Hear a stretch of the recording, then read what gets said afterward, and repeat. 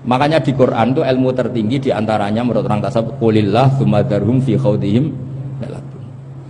Saya itu gak pernah loh takut mati meskipun saya masih muda, karena saya bayangkan mati itu ya baik-baik saja.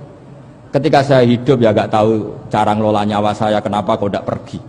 Kamu tahu caranya ngelola nyawa kamu, kok gak mati sekarang? Gak tahu kan?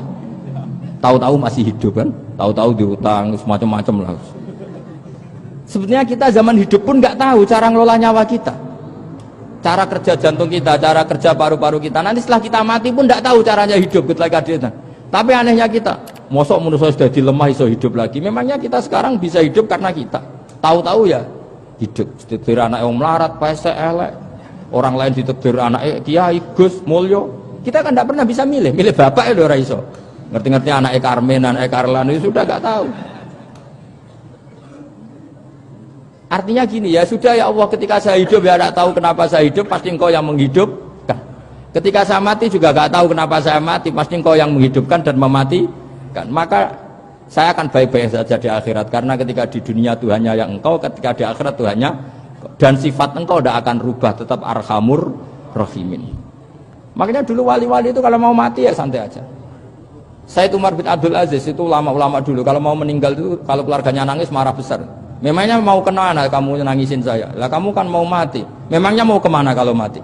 Ya kembali ke Allah. Lah susahnya apa? Di dunia ya milik Allah, di akhirat milik Allah.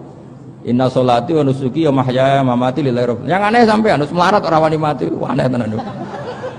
Ya karena sampean tahu mungkin di akhirat lebih miskin lagi kan. Terus repot terus. Coba kalau dari awal kita menstatuskan diri kita biadillah. Inna sholati wa nusuki wa mahyaya wa mamati. Tapi kamu salah status.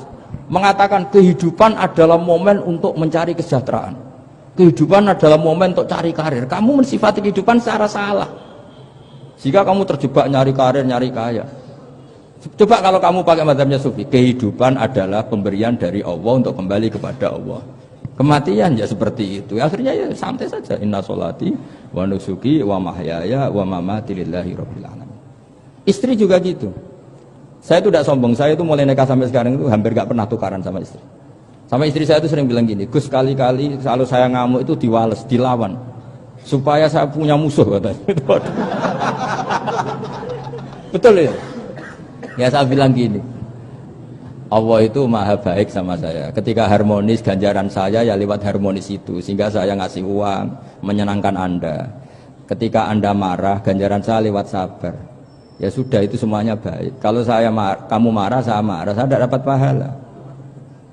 Makanya kalau kamu marah tak dengerin. Ini cara Allah membuat pahala tanpa bayar, kata saya. Justru kalau pas rukun itu untuk dapat pahala harus nyervis, jajak nukokno kelambi mahal katanya. Boros itu pahala yang boros katanya. Tapi kalau kamu marah ini pahala paling murah, nggak usah biaya, dapat apa? Pahala. Cukup sabar. Lu tuh kalau terlatih lama-lama dapat ya biasa saja. Ulama dulu seperti itu semua. Imam Syafi'i itu pernah ada orang baik sekali sama beliau. Orangnya itu munafik padahal. Tapi kalau setelah keluar dari Imam Syafi'i dia memaki-maki Imam Syafi'i. Suatu saat beliau dikasih tahu, orang yang tadi muji-muji jenengan itu di luar maki-maki jenengan. Imam Syafi'i itu guyu. Guyu sebenarnya bukan alhamdulillah. Muridnya kan janggal. Ini dikasih tahu gitu. Alhamdulillah. Kenapa Imam Syafi'i dia kan di luar maki-maki jenengan? Berarti aku wong wibawa ning ngarepku rawani. Ya jadi dianggap enteng saja melihat. Berarti aku wong wibawa ning ngarepku ora wani. Ya sudah. Terus ketika ditanya, tapi itu kan bahaya bagi Anda karena memfitnah Anda gini-gini. Kata beliau, zaka Allah.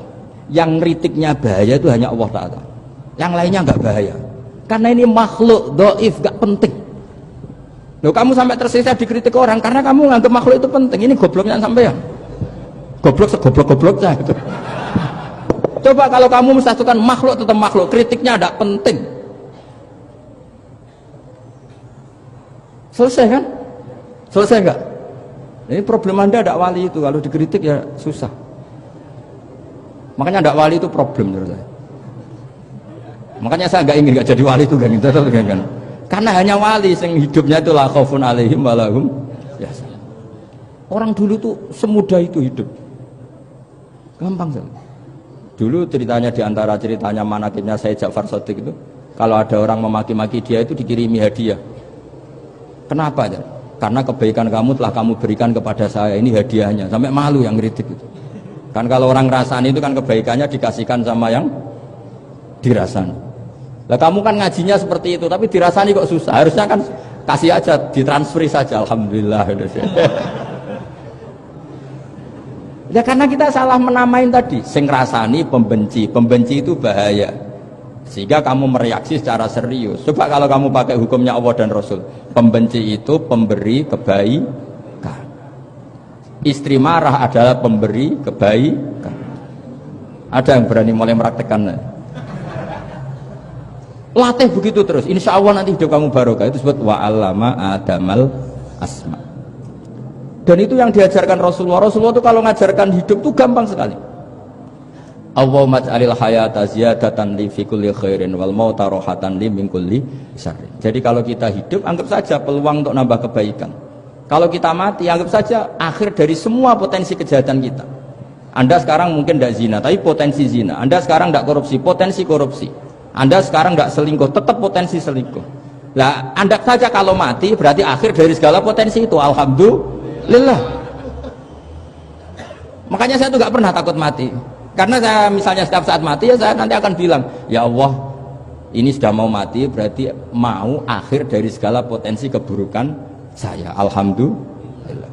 Makanya itu ulama-ulama dulu kalau ada preman mati, saya guys, tonggone ra gelem muni saya. Wah, preman kurang ajar. Saya guys, tonggone tetap ra gelem muni saya. Padahal kiai ini muni, saya guys pun mati, pun mboten sakit macam-macam niki pasti. Karena dia dengan mati berarti rohatan mengguli syarrin, keburukannya tidak terulang lah. Lah keburukan enggak terulang lagi itu saya apa buruk?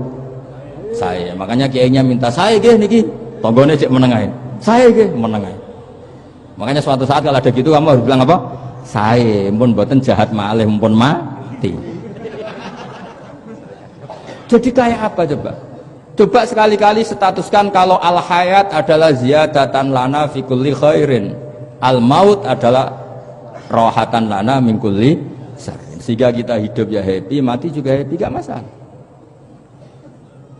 Terus kayak misalnya mendingin, tapi anak bojoku piye? Memang selama hidup anak bojomu bahagia. Ketoknya ya tambah musibah ya coba. Malah sombong lagi kamu, seakan-akan kamu Tuhan yang bisa mensejahterakan manusia. Wong isih urip kok bojomu wis ndonga muga-muga nang mati malah. Karena gak jelas. Dan ini penting, ini saya utarakan. Jadi ini saya cicil juz 1 wa 'allama adamal asma.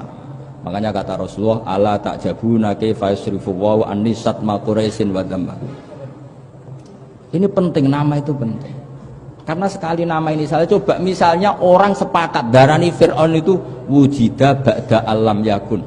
Fir'aun itu ada yang dulu-dulunya tidak ada. Hal ata alal insani hinum minad dahri lam yakun syai'am mazkur. Coba kalau kamu melihat sekarang kamu hidup itu apa? Untuk sujud. Sujud itu murah, gampang. Untuk mengenal Allah. Allah itu gampang kita kenal. Karena Allah itu adzaru minadz dzahir. Adzaru dzahir itu Allah. Zat yang begitu jelas. Lah mati itu mau apa? Ya menuju Allah. Hidup menyaksikan Allah, mati menyaksikan Allah. Itu nyaman. Yang menjadi tidak nyaman karena kamu salah bikin status. Hidup untuk menggapai cita-cita, untuk sukses. Wong komunis yo muni ngono, lonte yo muni ngono, copet yo muni ngono.